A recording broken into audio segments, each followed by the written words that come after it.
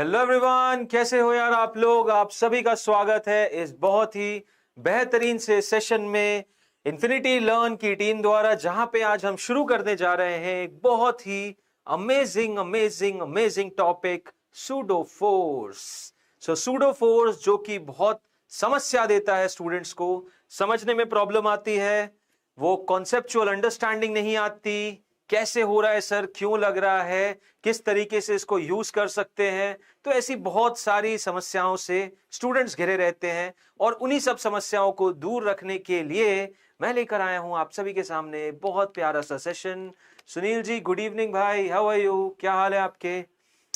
यहां पे आज हम सूडो फोर्स को जानेंगे, अच्छे से जानेंगे, समझेंगे, डिटेल्ड एनालिसिस करेंगे कि भाई सूडो फोर्स क्या होता है, सूडो फोर्स कहां यूज होता है, सूडो फोर्स यूज करने की जरूरत क्यों पड़ती है और कैसे वो हमारी हेल्प कर सकता है। तो देखो, मेन मुद्दे की बात यह, सूडो फोर्स लगाना एक कॉन्सेप्ट है आपकी सहूलियत के लिए, आपकी भलाई के लिए, ताकि क्वेश्चन और इजीली होने लग जाए, क्वेश्चन बढ़िया तरीके से समझ में आने लग जाए। तो इन सारी चीजों को यूज करने के लिए हम सूडो फोर्स का यूज करते हैं। एनएलएम का एक बहुत इंपॉर्टेंट टॉपिक होता है और साथ ही साथ सूडो फोर्स के कॉन्सेप्ट को यूज करके हम सवालों को बहुत इजीली सॉल्व कर लेते हैं। बहुत ऐसे केसेस आप देखोगे जहां पे आपको लगेगा कि यार मैं अगर इस पर्टिकुलर नॉन इनर्शियल फ्रेम से ना देख के इनर्शियल फ्रेम से देखूंगा तो चीजें काफी टफ हो जाएंगी। बट सूडो फोर्स की हेल्प से, मतलब नॉन इनर्शियल फ्रेम की में अपने आप को पोजीशन करके चीजों को ऑब्जर्व करने में काफी सहूलियत मिल जाती है और काफी हेल्प भी हो जाती है।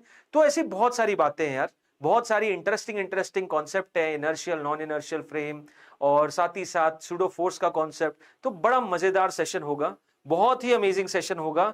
फटाफट से आ जाओ, अपने सारे कामों को साइड में रख दो और तुरंत से तुरंत हम सेशन चालू कर रहे हैं।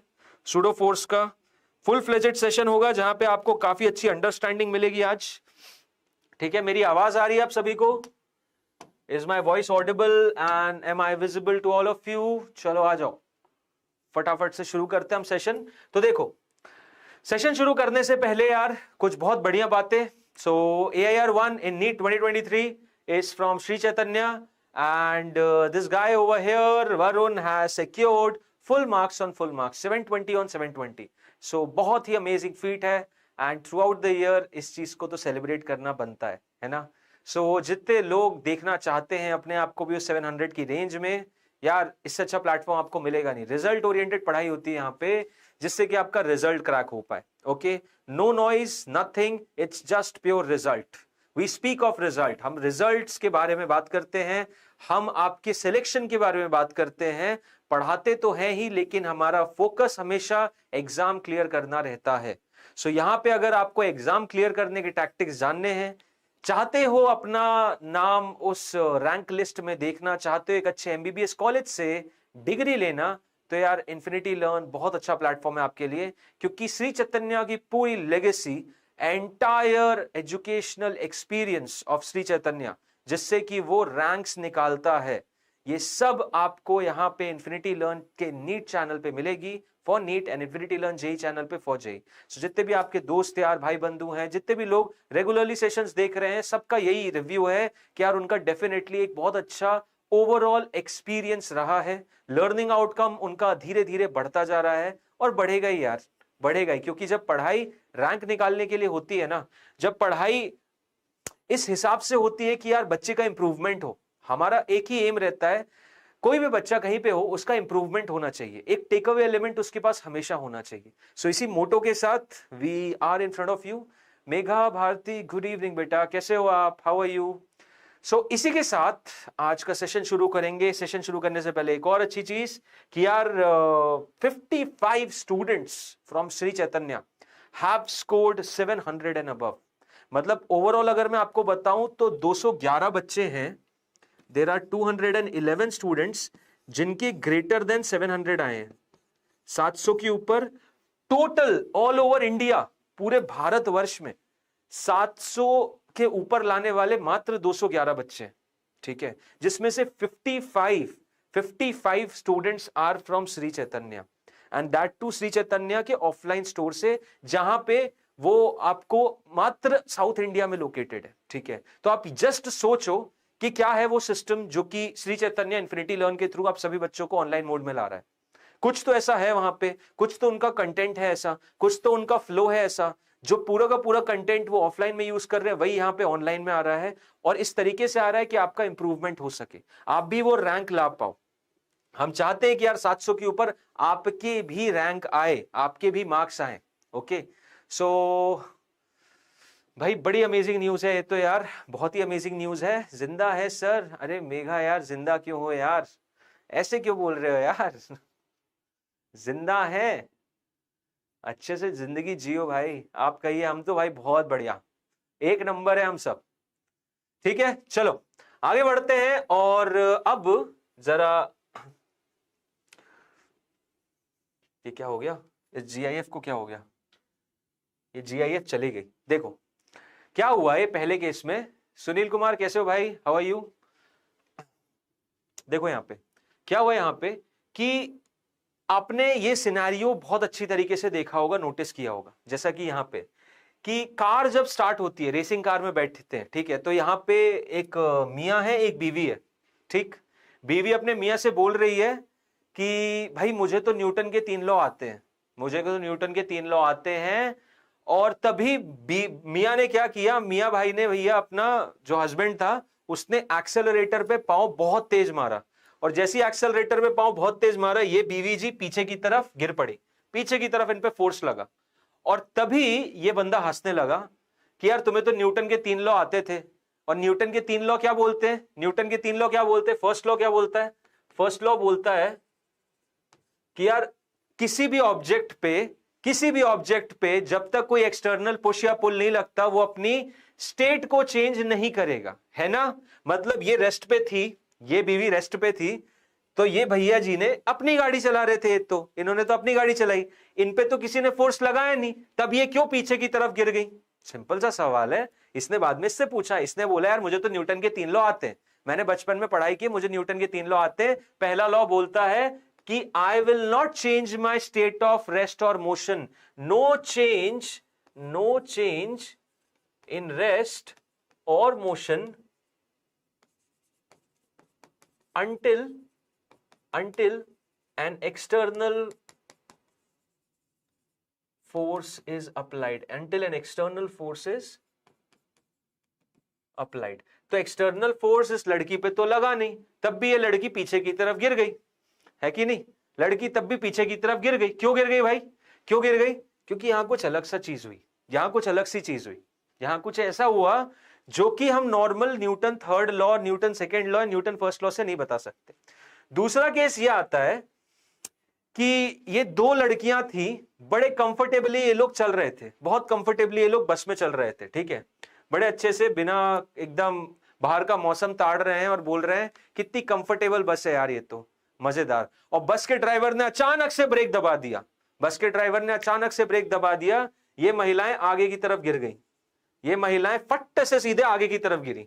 अब ये क्यों गिर गई, ये आगे की तरफ क्यों गिरी भाई? व्हाट वाज द रीजन, क्यों गिरे आगे की तरफ? ड्राइवर को मची चुल ड्राइवर को मची चुल। तो भैया ये जो बोल रही थी कितनी कंफर्टेबल बस है, अचानक से जैसे ब्रेक दबाया ये आगे की तरफ गिर गई। फिर वापस वही क्वेश्चन आया, क्या न्यूटन के 3 लॉ तो बोल के चले गए कि यार हमारा स्टेट ऑफ रेस्ट और मोशन जब तक हम पे कोई फोर्स ना लगाए तब तक तो चेंज होना नहीं चाहिए, बट ये क्यों हुआ?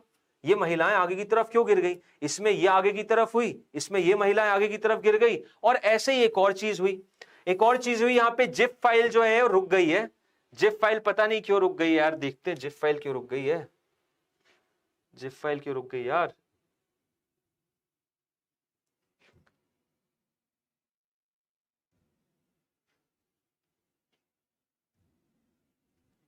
जिप फाइल रुक गई है, चलो ठीक है, कोई दिक्कत नहीं।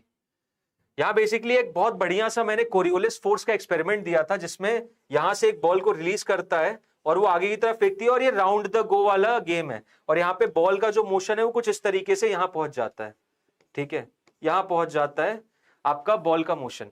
तो ये कुछ ऐसे ऐसे चीजें हैं ना, ऐसे ऐसे कॉन्सेप्ट आप देखने मिलते हो। जैसे एक और एग्जांपल लेता हूं मैं, एक और एग्जांपल लेता हूं मैं।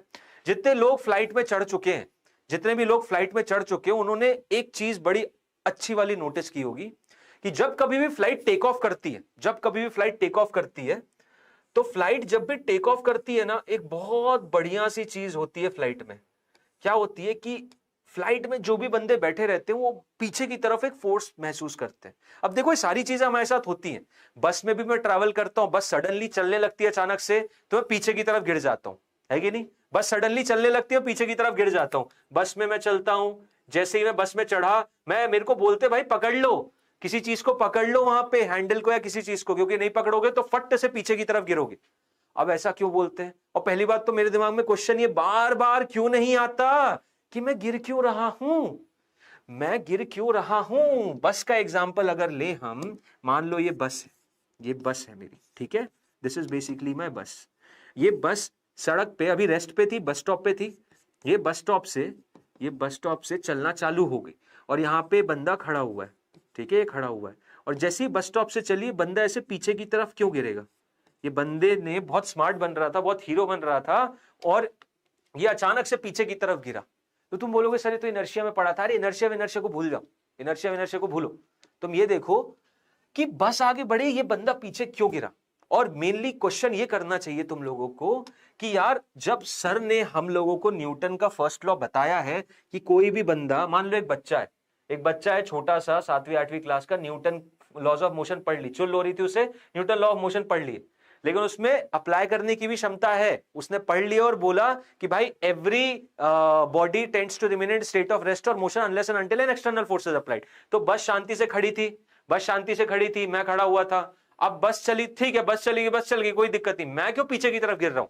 भाई मैं क्यों पीछे की तरफ गिर रहा हूं? किसी ने मेरी छाती पे फोर्स थोड़ी लगाया, किसी ने मुझे धक्का थोड़ी दिया, मैं तो अपने आप ही गिर गया। तो ऐसा में क्यों हो रहा है?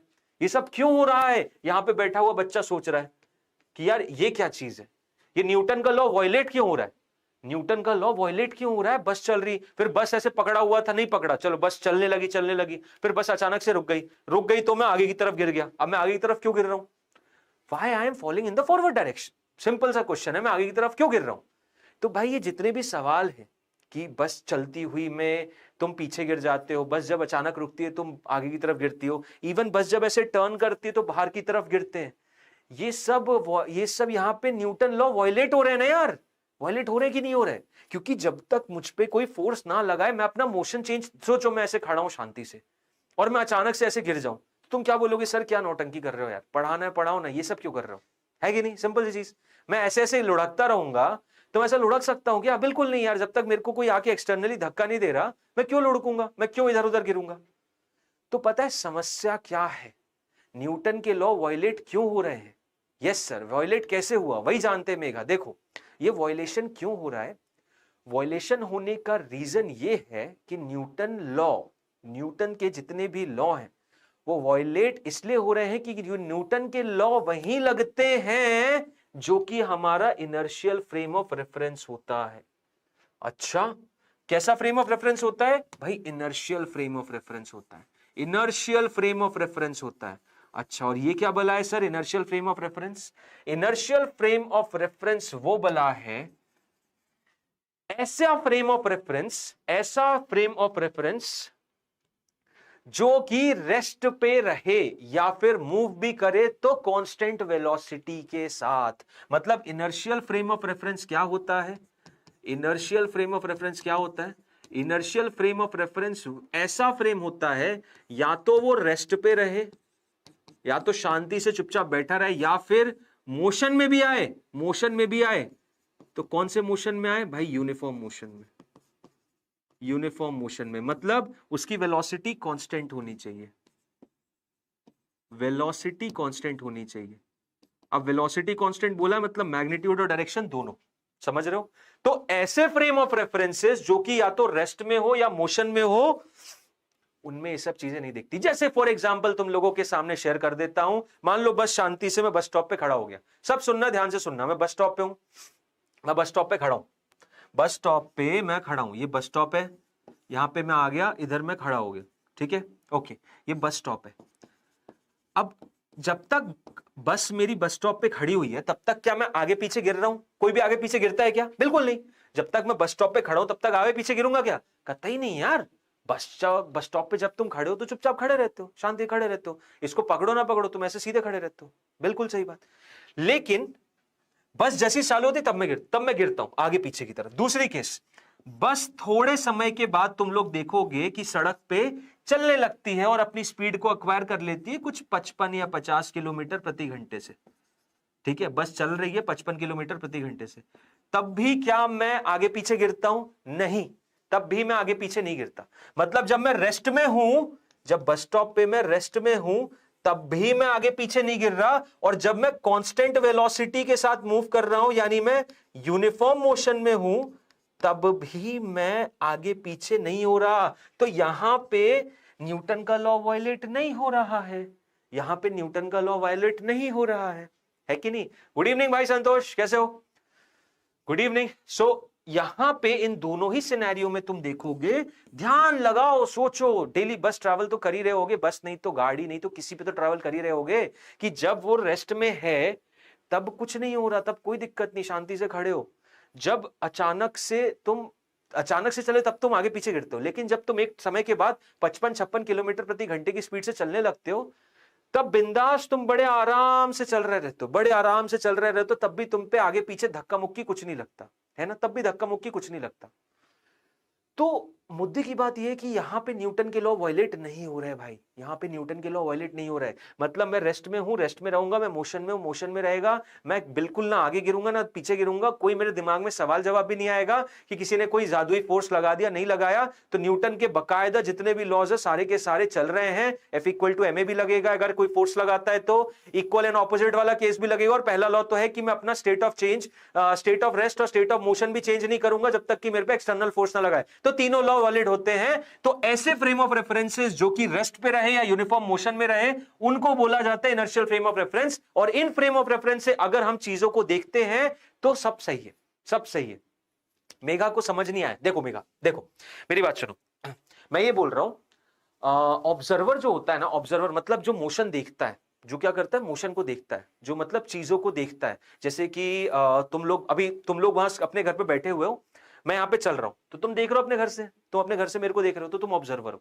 अब तुम अपने घर पे बैठे हुए मेरे को देख रहे हो, तो तुम अपने घर के फ्रेम ऑफ रेफरेंस पे हो। फ्रेम ऑफ रेफरेंस कहलाता है जहां से मैं बैठ के चीजों को देखूं, जहां से मैं बैठ के चीजों को देखूं। तो यहां पे अभी इस बस के अंदर कौन देख रहा है? यह आदमी देख रहा है, यह आदमी ही है, यही है मेरा ऑब्जर्वर है। जो ऑब्जर्वर है कौन है? ये जो देख रहे हो यही मेरा ऑब्जर्वर है, जो देख रहे हो यही मेरा ऑब्जर्वर है। यहां बस जब रेस्ट पे है तब देख रहा है, और यहां पे भी यही मेरा ऑब्जर्वर है, ठीक है। तो ये बंदा अपने आप को ही देख रहा है, ठीक है। हाय वंशिका बेटा, हाउ आर यू? ये बंदा अपने आप को ही देख रहा है, ये बंदा भी अपने आप को देख रहा है, ये बंदा भी अपने आप को देख रहा है। ये बंदा अपने आप को देख रहा है कि यार बस शांति से है, देखो शांति से है बस, और चुपचाप मैं खड़ा हूं, खुद को देख रहा हूं बिल्कुल। फिर बस थोड़ी देर के बाद चलने लग गई 40-50 किलोमीटर पे, तब भी मैं शांति से खड़ा हूं, अपने आप को देख रहा हूं। तो मैं शांति से अब रेस्ट पे हूं ना, मैं बिल्कुल मूव नहीं हो रहा ना, मैं आगे पीछे कुछ नहीं हो रहा हूं दोनों सिचुएशन में, नाइस सिचुएशन में। और कुछ समय के बाद जब मेरी बस 55 किलोमीटर प्रति घंटे से चलेगी तब भी मैं बिल्कुल इधर उधर नहीं हो रहा। तो मेन मुद्दे की बात यह है कि दोनों ही सिनेरियो में रेस्ट में था तब भी, और जब मैं यूनिफॉर्म मोशन में था तब भी। मतलब मेरा फ्रेम ऑफ रेफरेंस क्या है? मैं किसको देख रहा हूं? मैं खुद को देख रहा हूं, मैं खुद ही को देख रहा हूं। या तुम खुद को ना देख के यहां पे बहुत सारे बच्चे बैठे हैं, वो लोग हैं, वो तुम्हारे ऑब्जर्वर हो गए, तो वो किसको देख रहे हैं? वो तुम्हें देख रहे हैं। तो ये सब ऑब्जर्वर और ये सब कहां बैठे हैं? ये सब उस बस में बैठे हैं जो कि रेस्ट में। यही बच्चे बाद में कहां बैठे? यही बच्चे कहां बैठे? इसी बस में बैठे। और ये बस किस में है? अब यूनिफॉर्म मोशन में। तो जब कभी भी मैं जो ऑब्जर्वर हूं, मैं जो देख रहा हूं चीजों को, मैं अगर ऐसे फ्रेम में बैठा हूं, ऐसी गाड़ी में बैठा हूं जो कि रेस्ट में है, और दूसरे मोशन को देख रहा हूं, तो मोशन में मुझे कोई दिक्कत नहीं लगेगी। जो न्यूटन के तीनों लॉ है वो वैलिड होते हैं। और मैं ऐसी फ्रेम से भी देख रहा हूं जो कि भले मोशन में, मान लो मैं इसी बस से देख रहा हूं इस बंदे को या बाहर वाली किसी चीज को, तब भी कोई दिक्कत नहीं, मोशन न्यूटन के तीनों लॉ बराबर लगेंगे, ठीक है। दिक्कत कहां होती है वो बताता हूं, ठीक है। तो ये सब तो ठीक है, ये सब तुम अभी तक पढ़ते आए हो, तुमने अभी तक देखो न्यूटन के लॉज बोलो, तुम एक डब्बे पे फोर्स लगा रहे हो इधर, और फिर इस पे F=ma लगा दिए, वो सारी चीजें तुम कर रहे थे ग्राउंड पे फ्रेम पे बैठ के, या ऐसे फ्रेम से बैठ के जो कि कांस्टेंट वेलोसिटी चल रहा था। तो ये सारी चीजें हम ऑलरेडी करते हुए आए हैं, ये सारी चीजें हम ऑलरेडी करते हुए हैं कि हम ऐसे फ्रेम से चीजों को देख रहे थे। हम देख रहे हैं या कोई और देख रहा है, जो भी देख रहा है वो ऐसे फ्रेम से देख रहा है, या तो वो रेस्ट पे रहे या फिर वो यूनिफॉर्म मोशन में। दिक्कत कहां आती है अब उसको जानते हैं। दिक्कत कहां आती है उसको जानते हैं। तो दिक्कत तब आती है जब मैं non inertial frame of reference में आ जाता हूं। ठीक है, जब मैं non inertial frame of reference में आ जाता हूं। एकता, गुड इवनिंग बेटा, कैसे हो? तो अब सुनो, मेगा ध्यान से सुनना। अभी तक मैं किसकी बात कर रहा था? अभी तक मैं ऐसे फ्रेम्स की बात कर रहा था वो जो रेस्ट में हो या यूनिफॉर्म मोशन में हो। जैसे जमीन पे बैठ के, जैसे मान लो यार ये हाथ में मेरे रिमोट रखा है, मैं अपनी आंखों से इस रिमोट को देख रहा हूं, चुपचाप है ना, चुपचाप मूव कर रहा है, बिल्कुल मूव कर रहा है। मान लो कल को मैं ऐसे चलते चलते कांस्टेंट वेलोसिटी देख रहा हूं, तब भी चुपचाप है। लेकिन अब मैंने क्या किया, अब मैं यहां पे अचानक से ऐसे ऐसे टर्न कर लिया, अचानक से टर्न कर लिया। तुम देखोगे ये रिमोट जो है, ये रिमोट, मेरा हाथ चला गया लेकिन रिमोट नीचे गिर गया। तो अब इस रिमोट में मेरे को एक अनअकाउंटेड सा मोशन दिखेगा, मुझे एक ऐसा मोशन दिखेगा जिसको मैं समझा नहीं पाऊंगा। वही चीज बता रहा हूं कि जब कभी भी मैं ऐसे फ्रेम ऑफ रेफरेंस से देखता हूं या ऐसी जगह पे मैं चला जाता हूं जो कि एक्सेलरेट करने लगे, मतलब नॉन इनर्शियल फ्रेम ऐसी चीज है, नॉन इनर्शियल फ्रेम ऐसी गाड़ी या ऐसा फ्रेम है, ऐसा फ्रेम है जो कि एक्सेलरेट करता है, ऐसा फ्रेम है जो कि एक्सेलरेट करता है। एक्सेलरेट करने वाला फ्रेम क्या कहलाता है? एक्सेलरेट करने वाला फ्रेम ऑफ रेफरेंस क्या कहलाता है? एक्सेलरेट करने वाला फ्रेम ऑफ रेफरेंस कहलाता है अपना नॉन इनर्शियल फ्रेम। रिमोट को चुल्ल नहीं हाँ यार, रिमोट को चुल्ल नहीं है। तुम्हें समझ आया मेघा क्या बोल रहा हूं? इनर्शियल फ्रेम ऑफ रेफरेंस क्या होता है? वो फ्रेम जो कि रेस्ट पे हो या फिर कांस्टेंट वेलोसिटी में। और non inertial frame of reference क्या कहलाता है? जो कि एक्सेलरेट करता हो, जिसमें एक्सेलरेशन हो, जिसमें एक्सेलरेशन हो। तो आओ अब समझते हैं कि चलती हुई बस में अगर बस अचानक से बढ़ती है तो आदमी पीछे क्यों गिरता है, बस जो रुक जाती है उसमें आदमी आगे क्यों गिरता है, या बस जो चक्कर मारती है तो उसमें आदमी बाहर की तरफ को गिरता। आओ उस चीज को समझते हैं। तो 3 केस लूंगा मैं यहां पे, 3 केस लूंगा। Non inertial frame of reference कौन से होते हैं? वो वाले फ्रेम जो कि एक्सेलरेट करते हैं, जिनमें एक्सेलरेशन होता है, जो एक्सेलरेट करते हैं, जो नॉन यूनिफॉर्म वेलोसिटी में। तो यहां केस 1 उठाते हैं, केस 1 उठाते हैं। बस स्टॉप से, बस जो है, जो बस है मेरी, ये मेरी बस है, इस बस में ये आदमी है और इस बस में बहुत सारे बच्चे हैं। ठीक है, इस बस में बहुत सारे बच्चे हैं, ये मेरे हो गए बच्चे, ये बच्चे हो गए भाई। ठीक है, जो न्यूटन के 3 लॉ पढ़ चुके हैं। ये तुम हो, दिस इज द पर्सन। और अब देखो क्या होगा, बस जो है बस स्टॉप से अचानक चली, बस begins to move from the bus stop। ठीक है, ये जितने भी बच्चे थे बकायदा सीट पे बैठे हुए थे, इनके पास सीट थी। ये बंदा जो था क्योंकि बड़ा था तो इसके पास सीट मिली नहीं, तो ये खड़ा हुआ था। अब बच्चों ने क्या पढ़ा, छोटे छोटे देखो बच्चों ने क्या देखा, गुड इवनिंग भाई, बच्चों ने क्या देखा कि ये आदमी है बढ़िया सा, ये बंदा है, ये पर्सन है बढ़िया सा। बस के ड्राइवर ने गाड़ी को आगे बढ़ाने के लिए क्या किया? एक्सेलरेटर पे पांव दिया। बस के ड्राइवर ने गाड़ी को आगे बढ़ाने के लिए क्या किया? एक्सेलरेटर पे पांव दिया। बिल्कुल, गाड़ी आगे की तरफ सडनली बढ़ी। एक्सेलरेटर का मतलब क्या होता है? गाड़ी को एक्सेलरेशन देना। तो गाड़ी को एक्सेलरेशन मिला, बिल्कुल मिला। इस बस के ड्राइवर ने इस पूरी बस को आगे की तरफ एक एक्सेलरेशन दिया, पांव लगा के एक्सेलरेटर पे, तो बस आगे की तरफ एक्सेलरेट हुई। Okay good. अब ऑब्जर्वर कौन है? ये बच्चे, ये नन्हे मुन्ने से बच्चे 7वीं 8वीं क्लास के, जो कि अभी अभी न्यूटन्स लॉज ऑफ मोशन पढ़ के आए हैं, जो कि क्या बोलता है कि हर एक वस्तु अपनी उसी स्टेट ऑफ रेस्ट या मोशन में रहेगी जब तक कि उस पर कोई एक्स्ट्रा धक्का मुक्की ना लगाओ। तो ये बंदा यहां पे खड़ा हुआ था, बच्चे खुश, चलो ठीक है, Newton law of motion valid है, बिल्कुल है। सडनली यहां पे बैठे हुए ड्राइवर ने, यहां बैठा हुआ ड्राइवर, उसने एक्सेलरेटर पे पांव दिया। उसने जो करना है करे, मुझे उससे क्या।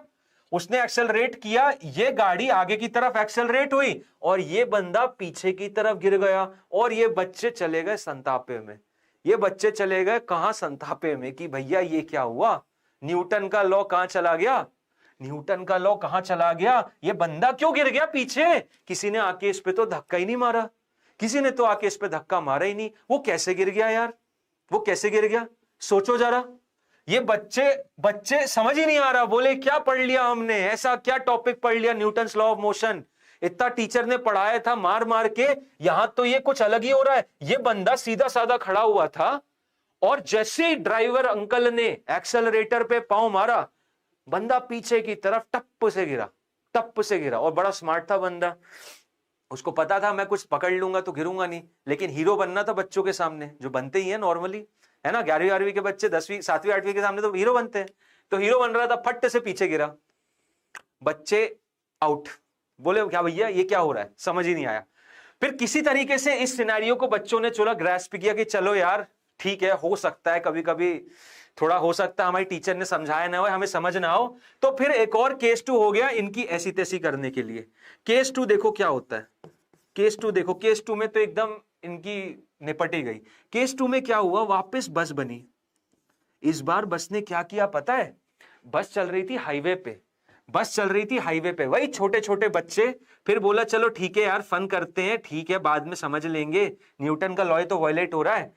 तब भी इनमें थोड़ा तो यकीन था कि यार चलो ठीक है एक आध एक्सेप्शन हो जाते, केमिस्ट्री में भी एक्सेप्शन तो होते हैं, हो सकता है बस में न्यूटन लगता नहीं होगा, क्योंकि न्यूटन 1600 में निकाले थे और उस समय बस तो थी नहीं।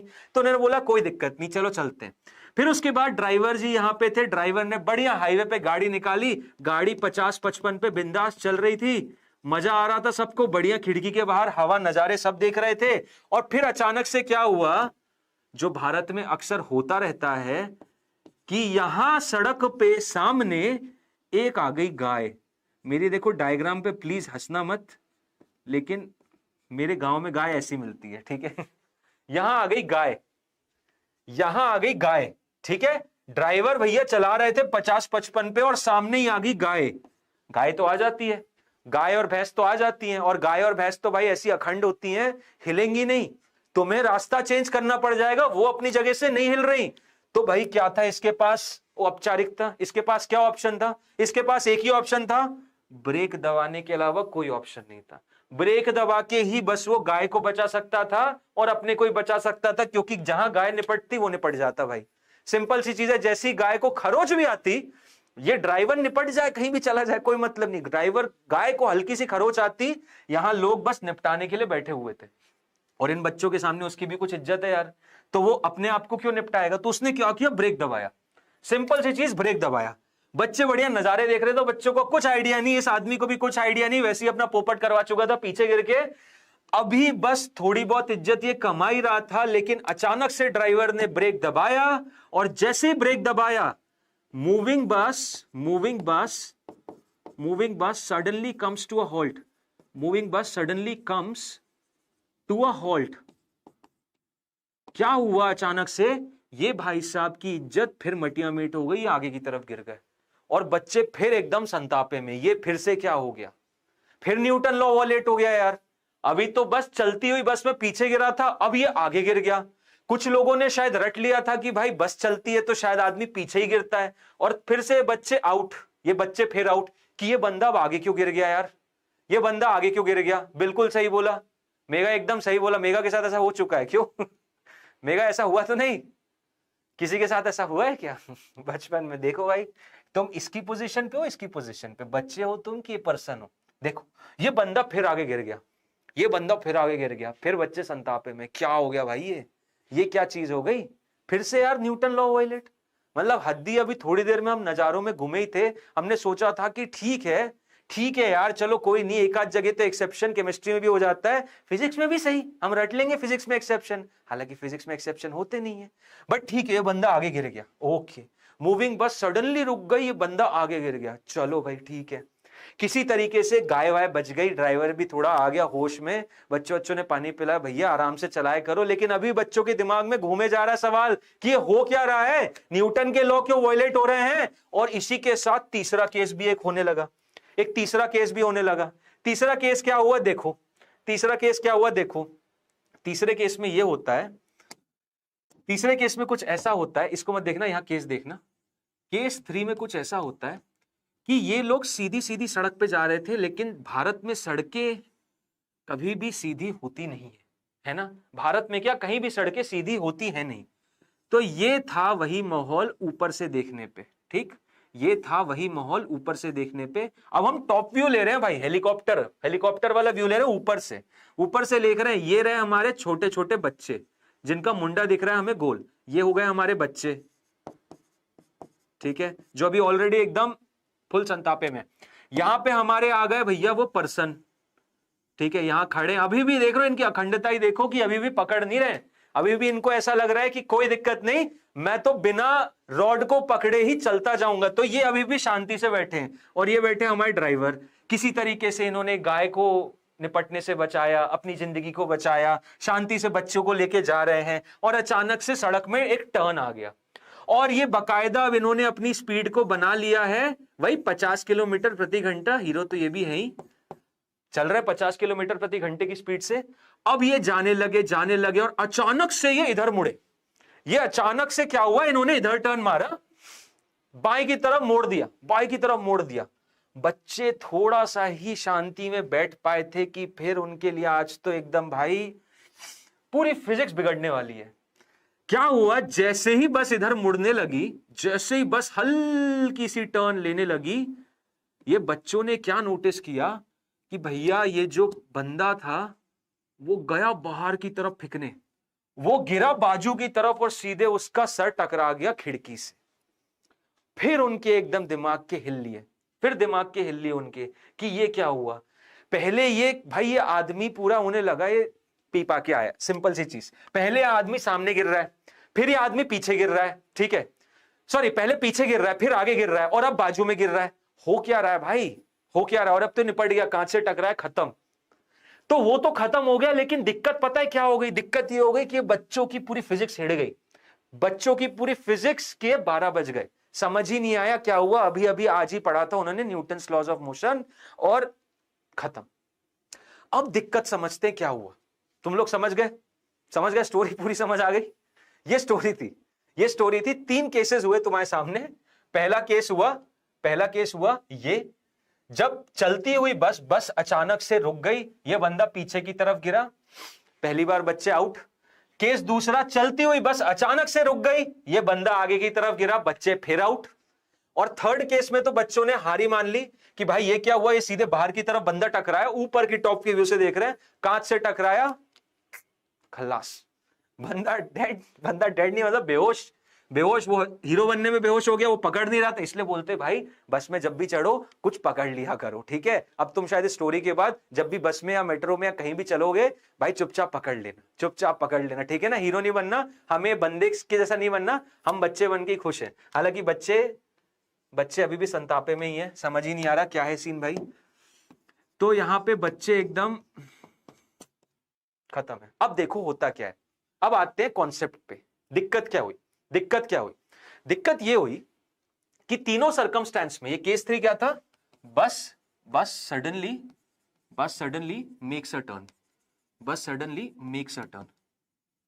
ठीक है। अब देखो केस ये हुआ कि तीनों ही सर्कमस्टेंस में अगर तुम देखोगे ना, देखो तीनों ही circumstance, moral of the story, physics का पता नहीं, बस में सेफ्टी पूरी रखनी है तो सेफ फ्यूचर रहेगा। बिल्कुल सही बोला, एकदम सही बोला भाई, सेफ्टी पूरी रखनी। अब देखो हुआ क्या, हुआ ये कि जब बस आगे की तरफ बढ़ी तो बस क्या थी पहले, रेस्ट में, अचानक से उसने वेलोसिटी दी, तभी ड्राइवर ने एक्सेलरेटर पे पांव दिया, बस के पास एक आया एक्सेलरेशन, ओके गुड।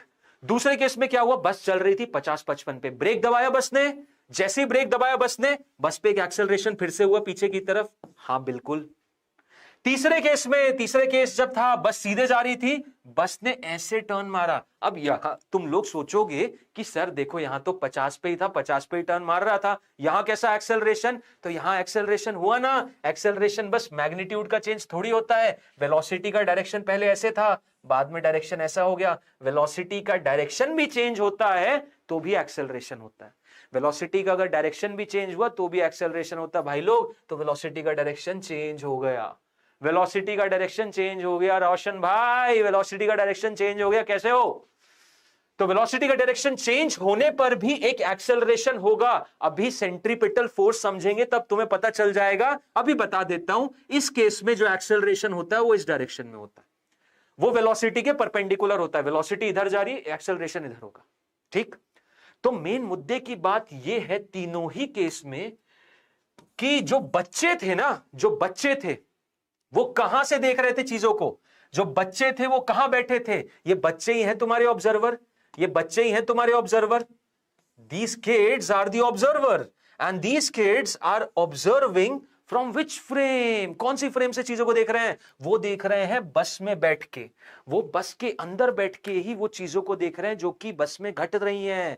तो ऐसी फ्रेम से कभी भी जब तुम चीजों या मोशन को देखोगे, वहां न्यूटन के कायदे कानून नहीं लगेंगे, वहां न्यूटन के 3 लॉ नहीं लगेंगे। प्रॉब्लम आएगी, प्रॉब्लम आएगी, हमेशा आएगी। जब कभी भी तुम ऐसे सर्कमस्टेंस में चीजों को देखते हो जो कि जिस फ्रेम में तुम बैठ के देखते हो जो कि एक्सेलरेट करता है, तो सामने वाले का मोशन समझ में नहीं आएगा। उसके मोशन में हमेशा कुछ ना कुछ डिस्क्रिपेंसी रहेगी। मोशन में जो आप समझोगे कि ये सीधा जाना चाहिए, वो टेढ़ा मुड़ जाएगा। तो अब ये हो क्या रहा है? ये सब तो इनर्शिया को एक्सप्लेन करते हैं ना, बिल्कुल करते हैं इनर्शिया से एक्सप्लेन मेरे भाई। बट अब मैं बताने जा रहा हूं सूडो फोर्स का कॉन्सेप्ट। ये सूडो फोर्स की वजह से होता है, ये सूडो फोर्स की वजह से होता है। डेफिनेटली तुमने तीनों केस जो देखे, तीनों case inertia of rest, inertia of body, inertia of motion और इनर्शिया ऑफ डायरेक्शन का है। वो अलग तरीका है बिल्कुल बताने का। लेकिन मैं बस ये जानना चाह रहा हूं, सिंपल सी चीज, गुप्ता जी सुनो ध्यान से, कि अगर मैं बस के अंदर बैठा हूं, मैं बस के अंदर बैठा हूं और मुझे सामने से चीजें दिख रही हैं अपने आप गिरते पड़ते हुए, तो मेरा दिमाग घूमेगा ना कि यार न्यूटन का फर्स्ट लॉ क्यों नहीं लग रहा है, न्यूटन का फर्स्ट लॉ क्यों नहीं लग रहा है। जैसे बोलते तो हर जगह लगता है कि कोई भी वस्तु अपने आप तो चलेगी नहीं, अपने आप तो चलेगी नहीं, है कि नहीं, अपने आप तो चलेगी नहीं, वो उसी जगह पे रहेगी जैसी की है। तो ऐसा क्यों हो रहा है? ऐसा इसलिए हो रहा है, हर उस केस में हो रहा है जहां पे एक्सेलरेशन है। तो बेसिकली पॉइंट ये आ जाता है कि जब कभी भी तुम ऐसी फ्रेम ऑफ रेफरेंसेस से देखोगे चीजों को, non inertial frame of reference से, तो वहां पे न्यूटन के कायदे कानून नहीं लगेंगे। तो लगा सकते हो क्या सर? लगा सकते हो क्या सर? हां, एक बस ऑल्टरेशन करके हम न्यूटन के सारे लॉज वापस एकदम सेट कर सकते हैं। इस बंदे का पीछे गिरना जस्टिफाई कर सकते हैं, ये बंदे का आगे गिरना जस्टिफाई कर सकते हैं, साथ ही साथ ये बंदा बाहर की तरफ क्यों हुआ, जैसे तुम लोगों ने देखा होगा कार में हम इधर मुड़ती है, हम कार में बाहर गिरते हैं, वो चीज जस्टिफाई कर सकते हैं एकमात्र ऑल्टरेशन करके, और वो है सूडो फोर्स लगा के, जो आज की क्लास का टॉपिक है, जिसे बोलते हैं सूडो फोर्स लगा के। सर उस पर्सन के रिस्पेक्ट में तो बच्चे इनर्शियल फ्रेम है ना? नहीं जी, यही तो आप समझ नहीं रहे। उस पर्सन के फ्रेम से डिपेंड नहीं करता, वो पर्सन किसमें खड़ा है, वो पर्सन किसमें है, वो पर्सन है किसमें, वो पर्सन है भैया आपकी इनर्शियल फ्रेम में, सॉरी नॉन इनर्शियल फ्रेम में, बस में है, और बस बेसिकली एक्सेलरेट कर रही है। गुप्ता जी एक सिनेरियो इमेजिन करने के देखो। संतापा क्या था? अरे बेटा बेहोश हो जाना, संतापा मतलब बेहोश हो गए, ठीक है। अब सुन गुप्ता जी, एक चीज इमेजिन करो, देखो बस में तुम हो, ठीक है। जब बस चलती है 40-50 किलोमीटर, इमेजिन करो बस में ट्रैवल किया होगा आपने, या ट्रेन में ट्रैवल करते हैं अपन, ट्रेन में ट्रैवल करते हैं ना, ट्रेन में जब हम, यह सदमा, ट्रेन में जब हम ट्रैवल करते हैं, तो ट्रेन जब कांस्टेंट वेलोसिटी 70-80 के साथ चलती रहती है, तो हमें पता भी चलता है कभी कभी ट्रेन चल रही है कि नहीं चल रही, जब तक आवाज ना आए। मान लो एसी गाड़ी है एकदम और पूरी सारी विंडो शटर सब है, जैसे प्लेटफॉर्म से गाड़ी जब बहुत धीमे धीमे धीमे धीमे बढ़ने लगती है, एक्सेलरेशन इतना नॉमिनल होता है कि वो वेलोसिटी पता ही नहीं चलती, ठीक है। तो जब जब एक्सेलरेशन का कॉन्सेप्ट आएगा ना, सडन एक्सेलरेशन लगेगी नहीं जाएगी, तब आपको ये मोशन में दिक्कत आएगी, लॉज ऑफ मोशन लगाने में प्रॉब्लम आएगी, ठीक है। आप लॉज ऑफ मोशन के कॉन्सेप्ट तभी लगा सकते हो जब आप चीजों को ऐसी फ्रेम से देखो जो कि कांस्टेंट वेलोसिटी चल रही हो, रेस्ट पे हो। जैसे कि गाड़ी जब कांस्टेंट चल रही है, जैसे बस, सिंपल बस जब 40-50 से यहां चल रही थी, यहाँ पे बस 40-50 चल रही है, तब इन बच्चों को, इस पर्सन से कोई दिक्कत नहीं हुई। बस ने जैसे ही थोड़ा एक्सेलरेशन दिखा दिया अपना, टेढ़ी मुड़ गई या अचानक रुक गई या फटाक से स्पीड बढ़ा ली, तीनों केसेस में एक्सेलरेशन होता है, और तीनों केसेस में बच्चों को देखा कि यार ये मोशन थोड़ा अजीब सा हो गया, ये मोशन यहाँ पे थोड़ा अजीब सा हो गया, वहां प्रॉब्लम है, वहां प्रॉब्लम है। और इस प्रॉब्लम को अवॉइड कैसे किया जा सकता है? इस प्रॉब्लम को अवॉइड किया जा सकता है सूडो फोर्स की हेल्प से। किसकी हेल्प से? सूडो फोर्स की हेल्प से। तो सूडो फोर्स ये होता है, सूडो फोर्स ये होता है कि भाई तुम जिस डायरेक्शन में तुम्हारी बस जा रही है ना, उसके ऑपोजिट डायरेक्शन में जिस बॉडी को तुम देख रहे हो, मतलब बताता हूं इन्हीं केसेस में, इन्हीं सब केसेस में देखो, दोबारा देखो, सूडो फोर्स ये बोलता है कि ये बच्चे मान लो ऑब्जर्वर है, ये बच्चे ऑब्जर्वर है, इस बंदे को देख रहे हैं, ये बंदा कहां है? एक ऐसी फ्रेम में है, और ये बच्चे भी कहां है? एक ऐसी फ्रेम में है जो कि नॉन इनर्शियल है, बिल्कुल सही बात। तो इन बच्चों को इस बंदे पे एक फोर्स लगाना पड़ेगा पीछे के डायरेक्शन में, और इसको बोलेंगे वो सूडो फोर्स। समझ रहे हो? इन बच्चों को इस पर्सन पे एक फोर्स लगाना पड़ेगा, सूडो फोर्स, साथ ही साथ अपने पे भी लगाना पड़ेगा, क्योंकि उनको भी जब वो चलते हैं तो पीछे से सीट दबाते हैं वो। देखना तुम, जब गाड़ी बहुत अचानक से चलती है तो पीछे की तरफ हम पे भी फोर्स लगता है, हम भी पीछे जाते हैं। तो हम वो पीछे क्यों जाते हैं? हम भी इसलिए जाते हैं क्योंकि हम पे भी ये सूडो फोर्स लगता है। तो अब ये केस जस्टिफाइड है, वो समझ जाएंगे अच्छा इस पे सूडो फोर्स लग रहा है, इसी वजह से बंदा गिरा। ठीक है, इस केस में देखते हैं ये एक्सेलरेशन कहां हुआ, बस ने सडनली ब्रेक दबाया, एक्सेलरेशन इधर, तो इस बंदे पे फोर्स कहां लगेगा? आगे की तरफ। कौन सा फोर्स कहलाएगा? वो सूडो फोर्स। सूडो फोर्स का डायरेक्शन जिस डायरेक्शन में बस का एक्सेलरेशन या उस फ्रेम का एक्सेलरेशन होगा उसके ऑपोजिट में लगेगा। इस केस में देखते हैं, इस केस में क्या हुआ, जब गाड़ी ऐसे जा रही थी तो एक्सेलरेशन मैंने क्या बोला? इधर होगी, ये सेंट्रीपिटल एक्सेलरेशन। तो इस पर्सन पे कहां फोर्स लगेगा? बाहर की तरफ। इस पर्सन पे कहां फोर्स लगेगा? बाहर की तरफ। ये हो जाएगा सूडो फोर्स। तो सूडो फोर्स का डायरेक्शन कहां होगा? सूडो फोर्स का डायरेक्शन होगा जो भी उस बस की या फ्रेम की एक्सेलरेशन है उसके जस्ट ऑपोजिट डायरेक्शन में। अच्छा, ये फोर्स रियल है क्या? नहीं, ये फोर्स रियल नहीं है। ये फोर्स तो रियल बिल्कुल नहीं है। ये क्यों आ रहा है? इसीलिए तो इसको सूडो फोर्स बोलते हैं। ये रियल नहीं है, ये रियल में तुम्हें दिखेगा नहीं, लेकिन तुम्हें लगाना है। ये तुम्हें लगाना है। क्यों लगाना है? ये लगाना है इसलिए क्योंकि अब तुम क्या कर रहे हो, तुम ऐसी फ्रेम ऑफ रेफरेंस से चीजों को ऑब्जर्व कर रहे हो जो कि एक्सेलरेशन। तो असल में सूडो फोर्स है क्या? असल में सूडो फोर्स है क्या? क्लियरली सवाल एकदम, मतलब सबसे बड़ा सवाल कि सर सूडो फोर्स है क्या, सबके दिमाग में चल रहा है। भाई सूडो फोर्स एक सिंपल सा ऐसा मॉडिफिकेशन किया गया है जिससे कि तुम केसेस को एनालाइज कर पाओ। समझ रहे हो? मतलब न्यूटन के लॉज को वापस उस फ्रेम में भी ला पाओ जिस फ्रेम में न्यूटन के लॉ वर्क नहीं कर रहे। समझो इस चीज को। कहां वर्क नहीं कर रहे? नॉन इनर्शियल फ्रेम में वर्क नहीं कर रहे। वर्क कराने के लिए क्या करेंगे? हम सूडो फोर्स का कॉन्सेप्ट लाएंगे। किसका लाएंगे? सूडो फोर्स का कॉन्सेप्ट लाएंगे। कहां लगाएंगे सूडो फोर्स? सूडो फोर्स लगाएंगे in the direction opposite to, in the direction opposite to the acceleration of frame. Frame की एक्सेलरेशन जहां हो रही है उसके ऑपोजिट डायरेक्शन में लगाएंगे, हमारा काम बन जाएगा, हमारा काम बन जाएगा। तो ये एक फोर्स हम अपनी तरफ से लगा रहे हैं, ये एक फोर्स हम अपनी तरफ से लगा रहे हैं। सर इनर्शियल फ्रेम के स्टेटमेंट के क्वेश्चंस में कंफ्यूजन होता है, प्लीज सॉल्व। अरे अभी बताऊंगा, सारे क्वेश्चन सॉल्व कर रहा हूं। कॉन्सेप्ट क्या है? कॉन्सेप्ट क्या है? कॉन्सेप्ट ये है बेटा कि जब कभी भी तुम एक्सेलरेटेड फ्रेम से चीजों को देखोगे तो तुम्हें एक सूडो फोर्स लगाना पड़ेगा। किस डायरेक्शन में? भाई जहां पे तुम खड़े हो, मान लो मैं इस धरती पे खड़ा हूं, धरती आगे की तरफ बढ़ने लगी एक्सेलरेशन ऐसे, तो मैं कोई भी चीज देखूंगा, मुझे पीछे की तरफ उस पर फोर्स लगाना। सिंपल सी चीज। जैसे कि एक बहुत अच्छा सा एग्जांपल लेते हैं, मेरा रिमोट बस टूट ना जाए, बट सोचना समझना इस चीज को। देखो होगा क्या, ध्यान देना। ये मेरा हाथ है, दिस इज माई हैंड, ये मेरा हाथ है, इसमें बोलने की जरूरत नहीं है, तो सिंपल सबको दिख रहा है। ये मेरा रिमोट है। मान लो मेरे हाथ पे एक चींटी है, यहाँ पे चींटी है, दिख नहीं रही, यहाँ पे है एक चींटी। देखो यहाँ पे एक चींटी दिखेगी, कोशिश करो देखने की, यहाँ एक चींटी है, इनविजिबल चींटी। अब उस चींटी मेरे हाथ से एकदम चिपकी हुई है, ये चींटी मेरे हाथ पे एकदम चिपकी हुई है, ठीक है। अब देखो क्या हुआ, मेरा हाथ देखना अचानक से यहां मूव होगा। इस चींटी के फ्रेम से देखना, चींटी को क्या दिखेगा, ये देखो क्या हुआ, चींटी मेरे साथ चिपकी हुई है, मेरा हाथ इस तरीके से गया, लेकिन रिमोट का तुमने मोशन देखा, इधर गया। अब तुम बोलोगे सर रिमोट तो चुपचाप नीचे गिरा है, बिल्कुल सही बात, लेकिन चींटी को क्या लगा, चींटी को क्या लगेगा, चींटी को लगेगा कि मेरे हाथ से रिमोट अपने आप ऐसे पीछे की तरफ गया। हालांकि चींटी गई है आगे, गई है चींटी आगे, मेरा हाथ और चींटी दोनों साथ में आगे गए, लेकिन उनको क्या लगेगा कि रिमोट पीछे गया। तो मुद्दे की बात यही है, अगर उस चींटी के फ्रेम से उसे न्यूटन्स लॉज ऑफ मोशन लगाने होंगे तो क्या करेगी वो सिंपल से काम करेगी, मेरा हाथ इधर एक्सेलरेट कर रहा है ना, वो इस रिमोट पे पीछे की तरफ एक सूडो फोर्स लगाएगी ताकि न्यूटन लॉ इसमें एप्लीकेबल हो जाए। ठीक है, ओके, डन डन, चलो ठीक है, समझ गए हम ये चीज। अब इससे फायदा क्या है, ये चीज क्यों पढ़ा रहे हो आप, क्या जरूरत है, कॉन्सेप्ट का क्या मतलब है, क्यों पढ़ा रहे हो?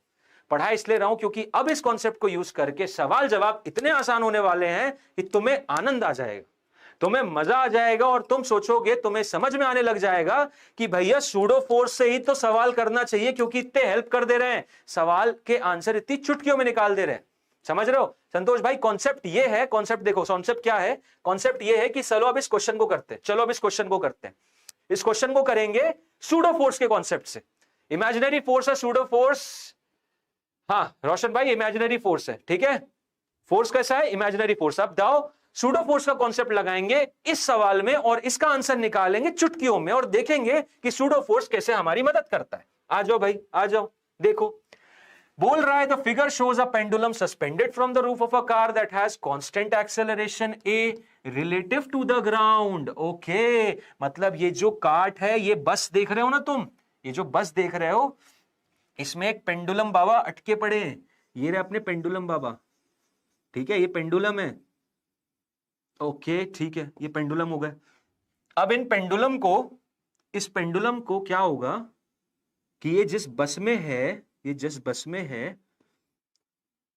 ये जिस बस में है, वो बस पूरी की पूरी आगे की तरफ बढ़ने लगी। ये जिस बस में है वो बस पूरी की पूरी आगे बढ़ने लगी। तो पता है क्या हुआ, ये बस जैसी पूरी की पूरी आगे बढ़ने लगी, ये पेंडुलम जी पीछे सरक गए। ये पेंडुलम जी पीछे सरक गए भाई। सिंपल सी चीज यार, देखो ऐसे फटाफट ले जाऊंगा, देखो ऐसे मैं अपना हाथ भी तेज कर रहा हूं, तो क्या हो रहा है, ये मेरी पेन जो है ये इधर चली जा रही है। तुम देखो मेरा हाथ आगे जा रहा है लेकिन मेरी पेन कहां जा रही है, पीछे जा रही है। तो थोड़ी देर के बाद जैसे ही मैंने इसको एक्सेलरेट किया ना, ये बस के अंदर पता है क्या होने लगेगा, ये बस के अंदर बताऊं क्या होने लगेगा, इस बस के अंदर जो पेंडुलम है वो अपनी ओरिएंटेशन को चेंज कर देगा। पेंडुलम इधर आ जाएगा, जो पेंडुलम है ना जो पहले सीधा था वो अब इधर आ जाएगा। अब यहां पे खड़े वही बच्चे, यही बच्चे 7वीं 8वीं के न्यूटन लॉ ऑफ मोशन पढ़ के आए थे, वही बच्चे वापस आ गए, वही बच्चे वापस आ गए। और ये बच्चे देख रहे हैं ये पेंडुलम भाई अपने आप ही जादू हो गया भाई, जादू जादू हो गया यार, ये पेंडुलम अपने आप ही इधर चला गया। अब इन मूर्खों को अभी समझाया लेकिन तब भी समझ नहीं आया, लेकिन हमें तो समझ में आ गया ना, हमें समझ में आ गया। हेलो भाई, तो देखो यहां पे पेंडुलम पहले था, जैसे ही बस ने एक्सेलरेशन चालू किया ये पेंडुलम उचक के इधर चला गया, तो पेंडुलम अब यहां पहुंच चुका है। अब मुझे तो पहले ये समझाना ही है ऐसा हुआ क्यों, और ऐसा हुआ तो उसके बाद सवाल ये आते हैं टेंशन की वैल्यू बताओ, एंगल बताओ, कितना सरक गया। आओ देखो इसको सूडो फोर्स की हेल्प से कैसे सॉल्व करेंगे बड़ी आसानी से। तो क्या हो गया पेंडुलम के साथ, पेंडुलम जो कि सीधा सीधा था वो इधर सरक गया, पेंडुलम जो सीधा सीधा था वो इधर सरक गया। अंदर बैठे बच्चे वापस गए संतापे में। अब देखो इसको सॉल्व करते हैं। पेंडुलम के साथ क्या हुआ, यहां पहुंच गया, पेंडुलम के साथ यहां पहुंच गया। यहां बैठा बंदा जो बस में था वो क्या करेगा, वो क्या करेगा, अब सोचो वो क्या करेगा, वो क्या करेगा भाई। सिंपल सी चीज अभी जस्ट सर ने बताया, अभी जस्ट हमें पता चला, जब कभी भी हम एक्सेलरेटेड फ्रेम ऑफ रेफरेंस से देखेंगे, ये क्या बस एक्सेलरेट कर रही थी, हाँ जी, तो जब भी हम एक्सेलरेटेड फ्रेम ऑफ रेफरेंस से देखेंगे, हम जिस वस्तु को भी देखेंगे उस पे एक सूडो फोर्स लगाएंगे, हाँ या ना, बिल्कुल हम उस पे एक सूडो फोर्स लगाएंगे। किस डायरेक्शन में लगाएंगे भाई, उस डायरेक्शन में लगाएंगे जिस डायरेक्शन में मेरी बस एक्सेलरेट हो रही थी, उसके जस्ट ऑपोजिट, है कि नहीं। मेरे नहीं है संतोष भाई, मेरे नहीं है, ठीक है, मेरे बच्चे नहीं है भाई, these are not my kids, okay. देखो ये पेंडुलम इधर चला गया, क्यों, किस पे सूडो फोर्स लगेगा, ये हमें लगाना पड़ेगा, ठीक है। एक फोर्स हमारा mg तो लगता ही है, ठीक, और एक यहां पे लगेगा टेंशन फोर्स। मतलब अल्टीमेटली इस एक्स्ट्रा फोर्स की वजह से, इस एक्स्ट्रा फोर्स की वजह से ये जो बॉब है ना इधर आके हो गया, ये वर्टिकल से इतना एंगल बना के इधर इसलिए आया है क्योंकि एक सूडो फोर्स रहेगा, एक सूडो फोर्स रहेगा। सर नोट्स भी बनाते रहे या रफ में ही, बेटा मुझसे नोट्स बनाते रहो यार, फटाफट बनाते रहो, और ये जो नोट्स है तुम्हें टेलीग्राम पे मिल जाएंगे, ठीक है। तुम डिस्क्रिप्शन में देखना, टेलीग्राम की लिंक होगी, और उस चैनल को ज्वाइन कर लेना, वहां पे तुम्हें सारे नोट्स मिल जाएंगे, सारे नोट्स, कॉन्सेप्ट, डीपीपी सब मिल जाएंगे, ठीक है, क्लियर है। अब देखो ये ऐसी ओरिएंटेशन में पहले था, जैसे ही बस आगे एक्सेलरेट होने लगी है इधर सरक गया, ये इधर पहुंच गया है, ये सूडो फोर्स की वजह से आया। अब सूडो फोर्स होता क्या है, सूडो फोर्स कितना होता है, तो सूडो फोर्स देखो कितना होता है, जिस भी ऑब्जेक्ट को तुम देख रहे हो ना, mass into acceleration of the frame के बराबर होता है, एक्सेलरेशन ऑफ द फ्रेम के बराबर होता है। फ्रेम मतलब कि जो बस में बैठ के देख रहे हो ना, फ्रेम ऑफ रेफरेंस क्या है, बस है, तो बस में बैठ के इस पेंडुलम को देख रहे हैं तो उसकी एक्सेलरेशन आएगी, और मास किसका रहेगा, मास रहेगा जिस ऑब्जेक्ट को तुम देख रहे हो, मतलब ये मास ऑफ द बॉब है। तो एफ सूडो की वैल्यू कितनी हो जाएगी, m इंटू ए के बराबर, एफ सूडो की वैल्यू कितनी हो जाएगी, m इंटू ए के बराबर। अब आओ कंपोनेंट निकालेंगे, किसके कंपोनेंट निकालेंगे, ये टी टेंशन है, इस टी का एक कंपोनेंट ऐसा निकालूंगा, इस टी का एक कंपोनेंट ऐसा निकालूंगा, समझ रहे हो तुम, ये थीटा था, ये थीटा होगा, ये कंपोनेंट कितना हो जाएगा, this is going to be T cos theta, this is going to be T sine theta, this is going to be T cos theta, this is going to be T sine theta. ये ऊपर वाला इसको balance करेगा, ये वाला इसको balance करेगा, और अल्टीमेटली ये बहुत बड़ी शांति से यहां पे बैलेंस कंडीशन में रहेगा। आओ निकालने की कोशिश करते हैं। टी साइन थीटा की वैल्यू कितनी हो जाएगी? टी साइन थीटा हो जाएगा एम ए के बराबर, will be equal to M into A. T cos theta की वैल्यू कितनी हो जाएगी? टी कॉस थीटा हो जाएगा एम जी के बराबर, क्योंकि ऊपर वाला नीचे के बराबर, दाएं वाला बाएं के बराबर। सिंपल सी चीज, तभी तो पेंडुलम रेस्ट में है। तो यहां पे क्या करोगे? अब इनको डिवाइड कर दो, इनको डिवाइड कर दो तो देखो टी से टी कैंसिल, एम से M cancel, sine theta upon cos theta होता है टैन थीटा, टैन थीटा की वैल्यू आ जाएगी ए बाय जी के बराबर, यानी थीटा की वैल्यू आ जाएगी टैन इनवर्स ए बाय जी के बराबर। थीटा की वैल्यू आ जाएगी टैन इनवर्स ए बाय जी के बराबर, थीटा की वैल्यू आ जाएगी टैन इनवर्स ए बाय जी के बराबर। यही निकालना था क्या? Find the deflection of the pendulum from the vertical. Vertical से कितना डिफ्लेक्ट हो गए पेंडुलम भाई? वर्टिकल से ये थीटा एंगल डिफ्लेक्ट हो चुके हैं, वो निकाल दिया। थीटा की वैल्यू आ गई टैन इनवर्स ए बाय जी के बराबर। समझ में आया?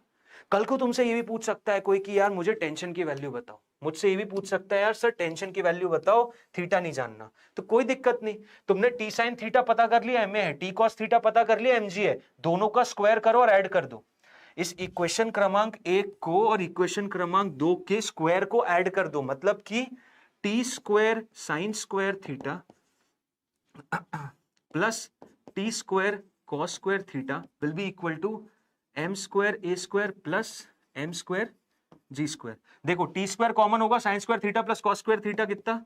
Sign square theta plus cos square theta, ये 1 हो जाएगा, और यहां पे एम स्क्वायर बाहर आ जाएगा, ए स्क्वायर प्लस जी स्क्वायर, ये 1 हो जाएगा, और दोनों तरफ अंडर रूट ले लोगे तो टी की वैल्यू आ जाएगी M into under root of A square plus G square. ये आ गया मेरा टेंशन, ये आ गया मेरा टेंशन। तो मैंने टेंशन भी निकाल दिया, मैंने थीटा भी निकाल दिया, और देखो इस सवाल को क्या तुम बाहर जमीन पे खड़े होकर सॉल्व कर सकते थे? सोचो इस चीज को, सोचो इस चीज को। यहां पे ये बिल्कुल नहीं दिया हुआ था, ये बिल्कुल नहीं दिया हुआ था कि कोई बंदा है, अंदर है, बाहर है, कहीं भी है, लेकिन क्या तुम इसको बिना सूडो फोर्स लगाए सॉल्व कर सकते थे? सोचने की कोशिश करो। संतोष भाई, रोशन भाई, करने की कोशिश करो। मेघा देखो, कोशिश करो, सोचो कि क्या मैं इस सवाल को बाहर खड़े होके कर सकता था? क्या मैं इस सवाल को बाहर खड़े होके कर सकता था? ट्रक एक्सेलरेट हो रहा है, मुझे भी थोड़ा दिख रहा है, डिफ्लेक्शन आ गई है, बिल्कुल आ गई है, लेकिन इस सॉल्व कैसे करूं मैं? इसको सॉल्व कैसे करूं मैं? तो यहां मैंने क्या किया, यहां मैंने क्या किया, एक ऐसे फोर्स का उपयोग किया जो कि मैंने अभी समझा है, जो कि जादुई बोल सकते हो क्योंकि रियल में तो लगता नहीं है, लेकिन ये कॉन्सेप्ट है, और इस कॉन्सेप्ट को यूज करके मैंने क्या किया भाई? क्वेश्चन को समझ लिया, क्वेश्चन को सॉल्व कर दिया, खेल गया मैं क्वेश्चन के साथ, खेल गया मैं क्वेश्चन के साथ। क्लियर है सर? ये जोड़ देगा, क्लियर है? देखो क्लियर नहीं है तो कोई दिक्कत नहीं, एक और सवाल लेते हैं, आ जाओ। ये देखो देखो देखो देखो, आ गया सवाल एक और। तुम लोगों को बचपन में तुम्हारे भैया ने बहुत सारे ऐसे मजाक किए होंगे यार, बताता हूं कौन से मजाक। तुमसे बोलते होंगे कि यार ये ऐसे में रखूंगा तो नीचे गिर जाएगा, राइट? ऐसे रखूंगा मैं तो नीचे गिर जाएगा, राइट? और उसके बाद फिर चलते हुए हाथ में ऐसे ऐसे मूव करते होंगे तो नहीं गिरता होगा, है कि नहीं? रिमोट है, उसको अगर ऐसे मैंने छोड़ दिया तो नीचे गिर जाता है, राइट? बट मैं इस हाथ को बहुत तेजी से ऐसे आगे मूव कर रहा हूं तो नहीं गिरता। ऐसा किया है ना? ऐसा किया है, बिल्कुल किया है। ऐसा क्यों होता है?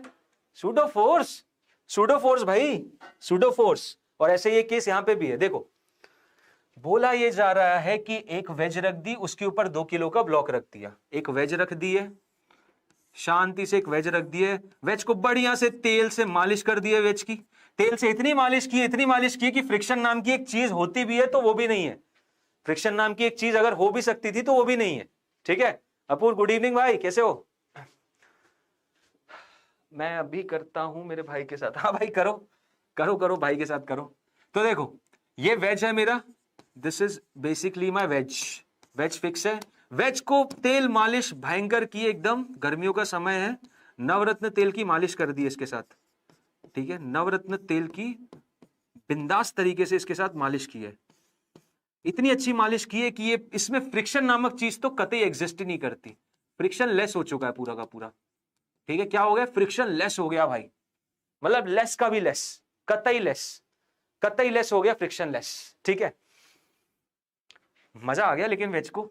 अब देखो यहां पे 2 किलो का एक ब्लॉक रखोगे तो क्या होगा उसके साथ, एक 2 किलो का ब्लॉक रखूंगा तो क्या होगा उसके साथ, इतना तेल पिलाया है इसको कि चुपचाप नीचे गिर जाएगा, पूछने की बात ही नहीं होनी चाहिए 2 किलो के साथ क्या होगा। तुम रख के देखो, झट से नीचे गिरेगा। क्यों गिरेगा, क्यों गिरेगा, इसलिए गिरेगा क्योंकि यहां पे 2 kg का फोर्स वेट लगेगा 2g का, और उसका एक कंपोनेंट यहां आएगा, एक कंपोनेंट यहां आएगा, और ये वाला कंपोनेंट इसको चुपचाप नीचे ले आएगा। बिल्कुल सही, एब्सोल्युटली करेक्ट। अब उसका तोड़ क्या है, उसका तोड़ वही जादू है जो कि मैंने अभी बताया, हाथ को तेज घुमाओ, मतलब इस पूरे वेज को आगे की तरफ एक्सेलरेट करो। ये भाई साहब जाएंगे ही नहीं, ये भाई साहब गिरेंगे ही नहीं। ये 2 किलो का ब्लॉक तेल की तेलम तेल मालिश है तब भी ये नीचे नहीं गिरेगा, फ्रिक्शनलेस सरफेस है तब भी नहीं गिरेगा। क्यों नहीं गिरेगा, क्योंकि यहां पे वही सूडो फोर्स लगने लग जाएगा और तुम्हें इस फ्रेम से बैठ के चीजों को देखना पड़ेगा।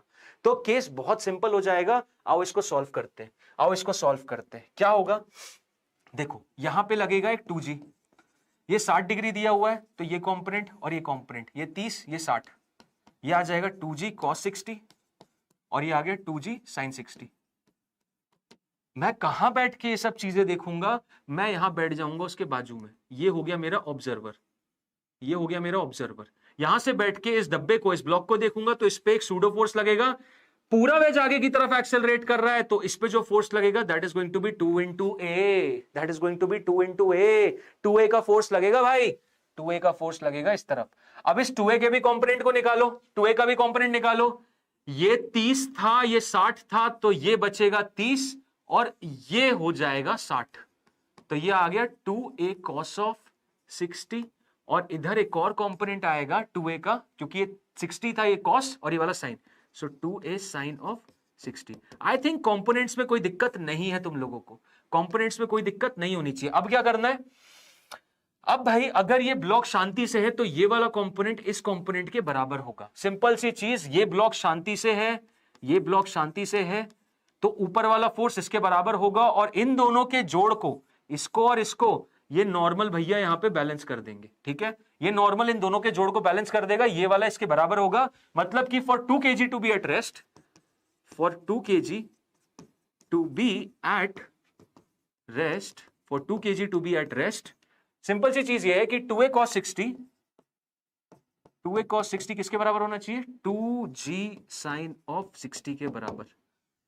ठीक, a से a कैंसिल, a की वैल्यू पता करनी है, a into 1/2 is equal to g into √3/2, 2 से 2 कैंसिल, a की वैल्यू आ गई g√3। g√3 कितना होता है, √3 की वैल्यू होती है 1.73, 1.73, √3 कितना होता है 1.732, तो g√3 कितना हो जाएगा, इंटू 10 कर दोगे तो एक्सेलरेशन की वैल्यू आ जाएगी 17.32 मीटर पर सेकेंड स्क्वायर। ये हो गया एक्सेलरेशन, है क्या, ऑप्शन नंबर डी। बताओ क्या समस्या, ऑप्शन नंबर डी, क्या बात है सुनील भाई, बहुत बढ़िया। सर फिर से बताओ, बिल्कुल बताता हूं, रुको सर फिर से बताओ, अच्छा रुको फिर से बताता हूं, ऊपर चला गया, ऊपर चला गया, रुको दोबारा बताता हूं। देखो क्या हुआ, क्या कर रहे हैं सुनना ध्यान से। ये वेज रखा हुआ है, जो मैंने किया ना अभी तुम्हारे साथ कि एक सिंपल सा रिमोट है, चुपचाप ऐसे रख रहा हूं तो देखो क्या हो रहा है, ये नीचे गिर जा रहा है। अगर मैं इसको शांति से ऐसे रख रहा हूं तो देखो ये नीचे गिर रहा है, सिंपल सी चीज, ये नीचे गिर रहा है, राइट, क्लियर, ये नीचे गिर रहा है। लेकिन अब मैं इसको ऐसे एक्सेलरेट कर रहा हूं तो नहीं गिर रहा, देखो ऐसे एक्सेलरेट कर रहा हूं, कहां गिर रहा है, लेकिन उसी के साथ एक्सेलरेट करते करते अगर रोक दिया तो गिर गया, ऐसे आ रहा हूं तो नहीं गिर रहा। रीजन क्या हो रहा है कि जैसे ही तुम इस चीज को आगे की तरफ एक्सेलरेट कराओगे, इस बंदे पे पीछे की तरफ एक सूडो फोर्स लगने लगेगा। सिंपल वही करना है और कुछ नहीं करना। और क्यों लगेगा, क्योंकि मैं बैठ के देख रहा हूं यहां पे, किस पे देख रहा हूं, उस वेज पे देख रहा हूं जो कि आगे की तरफ एक्सेलरेट कर रहा है, उस वेज पे ही मैं बैठा हूं जो कि आगे की तरफ एक्सेलरेट कर रहा है। तो इस 2 किलो पे पीछे के डायरेक्शन में एक सूडो फोर्स तो लगेगा ही भाई, एक सूडो फोर्स तो लगेगा। तो वही बताया बस, वही बताया बस। देखो ये लगा पहला pseudo force, this is basically the pseudo force, this is the pseudo force, कितना मास 2 किलो का इंटू एक्सेलरेशन फ्रेम की, ठीक है। उसके बाद दूसरा, ये तो वजन तो लगता ही है, 2 किलो को तो कोई नहीं हटा सकता। ये 2a हो गया, ये 2g हो गया, ये ऐसा लगेगा और ये भाई साहब ऐसे लगेंगे, ओके। और ये बचा एक नॉर्मल रिएक्शन फोर्स, ये ऐसे लगेंगे, ठीक है। अब क्या करना है, इस 2 किलो को वेज के ऊपर नीचे जाने से रोकना है, तो इस वेज के अलोंग जो फोर्सेस है ना वो सब बराबर होने चाहिए। इस वेज के अलोंग जो फोर्सेस है, मतलब इसी के डायरेक्शन में इस प्लेन के पैरेलल जो फोर्सेस है वो सब बराबर होने चाहिए। तो बराबर कौन कौन से होंगे? ये जो 2g तुम्हें दिख रहा है, 2g का ये वाला जो कंपोनेंट है, 2g का ये वाला जो कंपोनेंट है, अब ये वाला कंपोनेंट कैसे निकालोगे? अगर ये 60 डिग्री होता है तो 30 होता है, तो ये कितना हो जाता है? ये 60 हो जाता है। तो 2g का ये कंपोनेंट आ जाएगा 2g cos ऑफ 60, और ये वाला कंपोनेंट आ जाएगा 2g sin ऑफ 60। तो ये वाला कंपोनेंट आ गया। फिर ऐसे 2a का कंपोनेंट निकालते हैं, तो 2a के कंपोनेंट के लिए ये 60 डिग्री आया था, तो ये 30 डिग्री होगा और ये वापस 60 डिग्री हो जाएगा। तो 2a का ये वाला कंपोनेंट कितना हो जाएगा? 2a cos 60, और ये वाला कंपोनेंट कितना हो जाएगा? 2a sin 60। सिंपल। तो अब मुझे कौन कौन से देखने? इस प्लेन के पैरेलल देखने, मतलब ये वाला और ये वाला बराबर होने चाहिए। 2g sin 60 2a cos 60 के बराबर होना चाहिए। ये दो बराबर हो जाएंगे तो ये मेरे 2 किलो का जो ब्लॉक है ये शांति से टिका रहेगा, ये बिल्कुल नहीं हिलेगा। कितना भी तेल पिला लो तुम नीचे वाले वेज को, वो शांति से बैठा रहेगा। सर ये 2a का डायरेक्शन नहीं समझ आया। बेटा 2a का डायरेक्शन देख कहां होगा यार? जो वेज एक्सेलरेट कर रहा है आगे की तरफ, उसके ऑपोजिट ही तो लगता है ना। सूडो फोर्स कहां लगता है? जिस डायरेक्शन में एक्सेलरेट करोगे, जिस डायरेक्शन में एक्सेलरेट करोगे उसके ऑपोजिट डायरेक्शन में लगेगा ना। सूडो फोर्स का तो यही कॉन्सेप्ट है। Pseudo force, the pseudo force is equal to mass into acceleration, एक नेगेटिव साइन के साथ होता है, ये है, this is the correct expression. Pseudo force का vector is equal to minus of m into A vector, मतलब एक्सेलरेशन के जस्ट ऑपोजिट डायरेक्शन में सूडो फोर्स लगता है। ठीक, अब समझ में आ गया मेघा? आओ एक और सवाल करेंगे।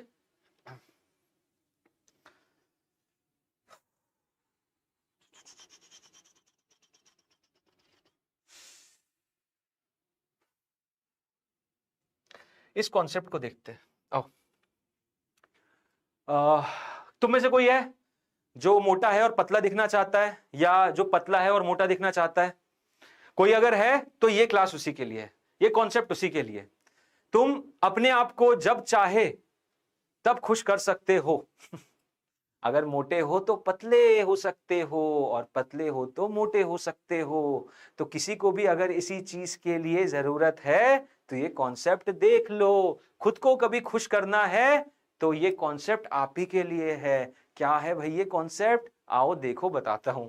लिफ्ट जब एक्सेलरेट करती है तो तुम पतले और मोटे हो जाते हो। जैसे मैं देखो तुम लोगों से बिल्कुल नहीं छुपाऊंगा यार, माय मास, माय वेट नहीं, फिजिक्स पढ़ रहे हैं हम, मास और वेट में अंतर पता होना चाहिए। माय मास इज 83 kgs, ठीक है, 83 किलो है। ओके, अब मुझे मान लो मुझे पतला होना है, I want to be in that range of 75 तक मुझे जाना है, 74 75 तक मुझे जाना है। ओके, तो मैं क्या करूंगा? मैं एक ऐसी लिफ्ट पे चला जाऊंगा। रोशन भाई ने सही बोला, वैसे पोल पे सर हाई वेट होता है ना, बिल्कुल यार, इक्वेटर पे आ जाओगे तो वैसे ही वजन कम हो जाएगा, बिल्कुल सही बोला। ठीक है, अब देखो, अरे संतोष भाई थैंक यू क्यों बोल रहा है यार? कुछ किया क्या मैंने संतोष भाई के लिए? चलो देखो, मुद्दे की बात है, अगर मुझे पतला होना है तो मैं क्या करूंगा? मैं एक ऐसी लिफ्ट में चढ़ जाऊंगा जो कि पता है कहां जा रही होगी, जो कि नीचे की तरफ एक्सेलरेट कर रही होगी, जो कि नीचे की तरफ एक्सेलरेट कर रही होगी। और अगर मुझे कोई यहाँ पे बोल रहा है अगर कि सर मुझे मोटा होना है, या तुम लोग तो अभी बहुत पतले पतले हो गए, तो तुम लोगों को अगर वजन बढ़ाना है तो तुम ऐसी लिफ्ट में चढ़ जाओ जिसमें जो ऊपर की तरफ एक्सेलरेट कर रही हो। और क्या करें सर हम चढ़ के? अरे भाई वेइंग मशीन लेके जाओ, वेइंग मशीन लेके जाओ, वेइंग मशीन लेके जाओ। अच्छा, वेइंग मशीन का नाम मास मशीन नहीं होता, ये सुना है तुमने? वेइंग मशीन का नाम वेइंग मशीन होता है। क्यों होता है? क्योंकि वो तुम्हारा वेट मेजर करती है। गलत है, वो तुम्हारा वेट मेजर नहीं करती, वो नॉर्मल रिएक्शन फोर्स मेजर करती है। तो नॉर्मल रिएक्शन फोर्स अगर हम बोलते तो हमें लोगों को नॉर्मल रिएक्शन फोर्स समझाना पड़ता, जो कि लोगों ने सोचा, नेताओं ने सोचा कि यार हर किसी को नॉर्मल समझाने लगेंगे तो सब फिजिक्स पढ़ने लग जाएंगे, तो फिजिक्स में कंपटीशन बहुत ज्यादा हो जाएगा। तो एक काम करते, नॉर्मल रिएक्शन फोर्स ना बोल के वेइंग मशीन बोलते, ठीक है? नॉर्मल मशीन ना बोल के इसको वेइंग मशीन बोलते हैं, और कुछ लोग तो इसको नॉर्मल मशीन समझने लगेंगे तो इसलिए इसको वेइंग मशीन बोलेंगे। हालांकि एक वेइंग मशीन मेजर क्या करती है? वेइंग मशीन मेजर करती है नॉर्मल रिएक्शन फोर्स। तुम लोग को अभी बताता हूं, अभी बताता हूं। Weighing machine measures, weighing machine measures what it measures? Normal reaction force, normal reaction force, अच्छा, क्या मतलब है इसका? पहले तो चलो इसको ही समझते हैं, वेइंग मशीन करती क्या है। वेइंग मशीन करती क्या, पहले तो इसको समझते हैं। सोचो भाई, सुनो सुनो, वेइंग मशीन क्या करती है, एक नॉर्मल मिसकंसेप्शन तो आज दूरी कर देता हूं। एक बंदा है, ये ताऊ जी हमारे, ये हमारे सेठ जी, ताऊ जी जो बोलना है बोलो। अब ये ताऊ जी का कुछ मास है, होंगे भाई 150 किलो समथिंग के, तो लाला आदमी है ये। ताऊ जी का कुछ मास है mg, ताऊ जी का मास है कुछ mg, ठीक है। और ताऊ जी जिसपे खड़े हैं, ये वेइंग मशीन है, देख रहे हो इन पे, ये इसको धर्म कांटा बोलते हैं, पता है? ये इतना बड़ा वाला जो है ना, इसको धर्म कांटा बोलते हैं, सुना है किसी ने? ताऊ जी इतने वजनी है कि ये धर्म कांटा पे खड़े हैं। धर्म कांटा होता है ट्रकों से जो बड़े बड़े बोरे निकलते हैं ना, कुंटलों वाले, उसको मेजर करने के लिए धर्म कांटा यूज होता है। ये धर्म कांटा पे खड़े हैं, ठीक है। इनका एक खुद का वजन है भाई mg, इनका खुद का वजन है mg, ओके। अब क्या हुआ कि ये जहां खड़े थे, ये जहां खड़े थे, वहां पे वेइंग मशीन इन पे एक नॉर्मल रिएक्शन फोर्स लगा रही होगी, ठीक है। नॉर्मल रिएक्शन फोर्स इन पे एक लगा रही होगी, बिल्कुल सही बात। ये जहां खड़े थे वहां mg नीचे की तरफ लग रहा था, और ये वेइंग मशीन इन पे एक नॉर्मल रिएक्शन फोर्स ऊपर की तरफ लगा रही होगी, बिल्कुल डन बात, कोई डाउट नहीं है। अब ये जो वेइंग मशीन है ना, वो क्या मेजर करती है मैं बताता हूं। वो नॉर्मल रिएक्शन फोर्स मेजर करती है। वो मेजर क्या करेगी, वो मेजर करेगी भाई नॉर्मल। अब नॉर्मल किसके बराबर है, ये ताऊ जी यहां पे शांति से खड़े, तो नॉर्मल की वैल्यू हो जाएगी mg के बराबर। अब वो क्या करेगी, उसने नॉर्मल को मेजर कर लिया, अब नॉर्मल को डिवाइड करेगी एक्सेलरेशन ड्यू टू ग्रेविटी से, तो रीडिंग जो देती है ना, वो जो रीडिंग देती है वेइंग मशीन, वो देती है जो भी नॉर्मल रिएक्शन फोर्स आया divided by G, divided by G, ये करके रीडिंग दे देती है।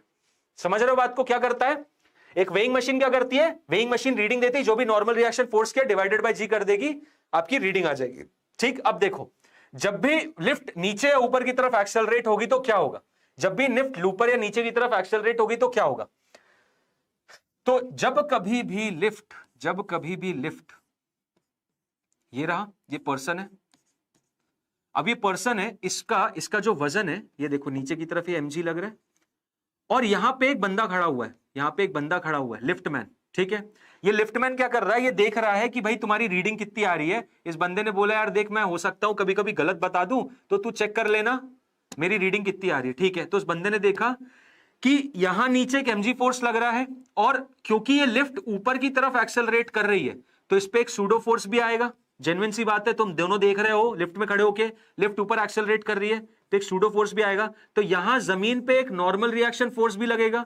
अब इस केस में नॉर्मल की वैल्यू कितनी होगी, नॉर्मल की वैल्यू हो जाएगी mg प्लस ma। तो रीडिंग क्या होगी, रीडिंग क्या होगी, सोचो, रीडिंग ऑफ वेइंग मशीन क्या होगी, रीडिंग हो जाएगी जो भी नॉर्मल रिएक्शन फोर्स है डिवाइडेड बाय जी के बराबर, मतलब mg plus ma divided by G. तो तुम देख सकते हो यहां पे जो वैल्यू है, रीडिंग होती है यार, जो तुम्हें दिखाते हैं ना 70 किलो 80 किलो 50 किलो, वो वाली रीडिंग की बात कर रहा हूं। ये जो रीडिंग आएगी वेइंग मशीन पे, वो पहले से ज्यादा आ जाएगी, mg plus ma divided by G आएगी। मतलब पहले जो mg बाय जी पे m आ रहा था, अब उससे थोड़ा ज्यादा आएगा।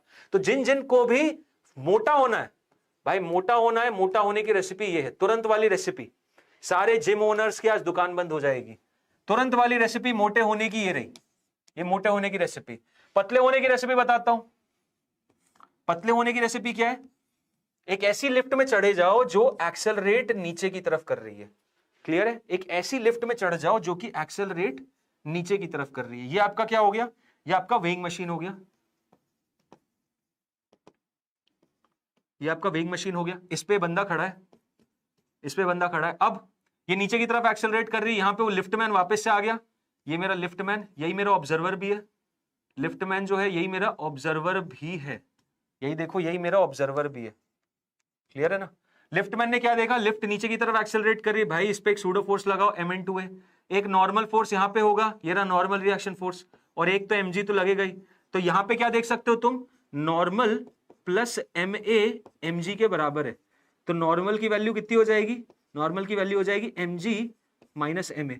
तो रीडिंग कितनी आएगी, रीडिंग कितनी आएगी, रीडिंग आ जाएगी जो भी नॉर्मल रिएक्शन फोर्स आ रहा है डिवाइडेड बाय जी, यानी m ऑफ g माइनस m ऑफ a डिवाइडेड बाय जी। यहां पे देख सकते हो तुम रीडिंग जो है वो घट गई। समझ रहा है कि नहीं समझ रहा है? इस केस में आप मोटे हो सकते हैं और इस केस में आप पतले हो सकते हो। मतलब पतले नहीं, आपका वजन इंस्टेंटेनियस सुख, कुछ समय का सुख अगर आप लोगों को पाना है। हालांकि आप लोग अभी तो यार मोटा पतला में कहां लगे हो। ये उन लोगों के लिए है जो कि तुम्हारे पास आए, बोले यार मैं बहुत फैट बर्न करना चाहता हूं या चाहती हूं, या मैं बहुत पतली हूं, स्किनी हूं, मुझे थोड़ा है वजन गेन करना है, तो बोलो मैं कुछ पल का सुख तो तुम लोगों को दे सकता हूं, आओ मेरे साथ लिफ्ट में चलो और ले जाना। ऊपर जाती हुई लिफ्ट में भाई का वजन बढ़ जाएगा, नीचे जाती हुई लिफ्ट में जाओगे भाई बहन का वजन तुम्हारा घट जाएगा। सिंपल सी चीज, ये काम है, यही चीज है, दैट्स इट। ओके, सो मोटा पतला कुछ नहीं है, बेसिकली तुम्हारा जो वेइंग मशीन होती है वो रीडिंग जो देती है 50, 55, 70, 80, 90 किलो जो भी है, वो नॉर्मल रिएक्शन को मेजर करके जी से डिवाइड करती है और रीडिंग देती है। सेम केस यही रहता है दोनों जगह, वो नॉर्मल रिएक्शन को मेजर करती है, डिवाइड बाय जी करती है और रीडिंग देती है। एन बाय जी क्यों कर रहे हैं सर?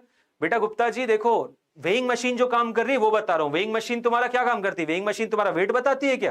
वेइंग मशीन तुम्हारा मास बताती है ना, है कि नहीं? तो वेइंग मशीन तुम कैसे मेजर करते हो? शांति से ऐसे जमीन पे खड़े रहते हो तब मेजर करते हो, ठीक है? जैसे अपने ताऊ जी थे, धर्म कांटा पे खड़े हुए थे, इनका कुछ वजन आया, नॉर्मल रिएक्शन फोर्स नीचे लगा एमजी, नॉर्मल एमजी के बराबर है। ये तब का केस है जब शांति से वो खड़े हुए हैं, वो ना ऊपर जा रहे हैं वो ना नीचे जा रहे हैं, वो शांति से खड़े हुए हैं। तो यहां पे नॉर्मल रिएक्शन फोर्स एमजी के बराबर है, हाँ बिल्कुल। अब ये नॉर्मल डिवाइडेड बाय जी कर दूंगा तो कितना आ जाएगा? रीडिंग आ जाएगी। किसकी रीडिंग आ जाएगी भाई? रीडिंग आ जाएगी जो कि रीडिंग उस वेइंग मशीन पे दिख रही होगी कि तुम 100 में हो, 150 पे, 120, 130, कितने पे भी हो। अब होगा क्या, जैसे ही तुम एक ऐसी लिफ्ट में चढ़ जाते हो, ये केस ए है, ये केस ए है, जबकि लिफ्ट ऊपर की तरफ एक्सेलरेट कर रही है, lift accelerating upwards, lift accelerating upward, ये अपवर्ड वाला केस है कि जब लिफ्ट ऊपर की तरफ एक्सेलरेट कर रही है तब क्या होगा, इस लिफ्ट में जो बंदा खड़ा है उस पे नीचे की तरफ सूडो फोर्स लगेगा। क्यों लगेगा? क्योंकि देखने वाला कौन है? ये वेइंग मशीन है। इस वेइंग मशीन को देखने वाला कौन है? कौन रीडिंग बताएगा? अरे वही बताएगा जो लिफ्ट के अंदर है, और कोई थोड़ी बता देगा। तो जो बताएगा वो तो लिफ्ट के अंदर ही बैठा हुआ है ना, और अगर वो लिफ्ट के अंदर बैठा है तो वो एक नॉन इनर्शियल फ्रेम में है कि नहीं है, क्योंकि यहां एक एक्सेलरेशन हो रहा है, तो उस पर एक सूडो फोर्स लगेगा ma, साथ ही साथ उसका खुद का वजन है mg, तो mg प्लस ma नीचे की तरफ, नॉर्मल रिएक्शन फोर्स ऊपर की तरफ। मशीन का काम है इसको मेजर करना, ये याद रखना। वो इस चीज को नहीं बताती, वो इसको बताती है, इसको डिवाइड, इसको मेजर करती है, डिवाइड बाय जी करती है और तुम्हें आंसर देती है, ठीक है? वो तुम्हें आंसर देती है। सर नहीं आया, शॉर्ट में बता दो। समझ आया गुप्ता जी? मेगा क्या डाउट है बताओ? नॉर्मल रिएक्शन फोर्स मेजर करती है तुम्हारा यार, जो तुम्हें रीडिंग देता है ना। वेइंग मशीन क्या करती है? वेइंग मशीन वो मेजर करती है जितना तुम, जैसे वेइंग मशीन, सोचो मेरी बात, वेइंग मशीन को तुम ऐसे मान लो, ऐसे धक्का मार रहे हो और बहुत तेज तुमने हाथ मार दिया वेइंग मशीन में, तब भी तो रीडिंग दिखाएगी ना, तब भी तो रीडिंग दिखाएगी। अब कोई इस पर बंदा थोड़ी खड़ा है या तुम्हारे हाथ का वजन थोड़ी डाल रही है। तुम नेक्स्ट टाइम क्या करना, तुम वेइंग मशीन पे एक काम करना, जिन जिनको लगता है कि वेइंग मशीन बस मेरा मास बताती है, उनके लिए एक टास्क है। तुम एक काम करना, यहां पे बाहर खड़े रहना और उसके बाद यहां से ऐसे जंप करके वेइंग मशीन पे कूदना, ठीक है? ताकि टूट ना जाए, बस इतना करना, ठीक है? यहां से ऐसे कूदना और देखना कि तुम्हारा वजन बढ़ेगा कि नहीं। तुम मान लो 50-60 किलो के हो, 60 किलो के हो, तुम जैसे यहां से जब कूद के ऊपर आओगे ना, बिस्तर से ऊपर, एक बार खा लेना डांट मम्मी पापा से, कोई दिक्कत नहीं, टूट जाए तो कोई दिक्कत नहीं, बोल देना फिजिक्स और साइंस समझ रहे थे, डाउट आ रहा था, मैंने सोचा खुद ही समझ लूं। तुम ऐसे कूद के इस पे जंप करना, तुम्हारा एक इंस्टेंट के लिए वजन बहुत ज्यादा आएगा। रीजन बीइंग, क्योंकि तुम जिस मोमेंटम के साथ गिरोगे वो और एड ऑन हो जाएगा तुम्हारे मास में, तो ओवरऑल नॉर्मल रिएक्शन फोर्स बढ़ जाएगा। ओवरऑल नॉर्मल रिएक्शन फोर्स बढ़ेगा क्योंकि एक तो तुम्हारा चेंज इन मोमेंटम करवाना है, साथ ही साथ तुम्हारा वजन है, नॉर्मल रिएक्शन बढ़ेगा, वेइंग स्केल पे अपने आप रीडिंग बढ़ जाएगी। तो क्योंकि वेइंग स्केल क्या मेजर करती है? वो नॉर्मल रिएक्शन फोर्स मेजर करती है, वो नॉर्मल रिएक्शन फोर्स मेजर करती है जो कि तुम उस पर लगा रहे हो, और उसको डिवाइड बाय जी करती है और फिर तुम्हें रीडिंग देती है, ठीक है? तो नॉर्मल बढ़ेगा तो भाई रीडिंग बढ़ेगी, नॉर्मल घटेगा तो रीडिंग घटेगी, सिंपल सी चीज, ठीक? सो इस तरीके से तुम अपना वजन कम ज्यादा कर सकते हो अगर तुम लिफ्ट में हो तो, ठीक है?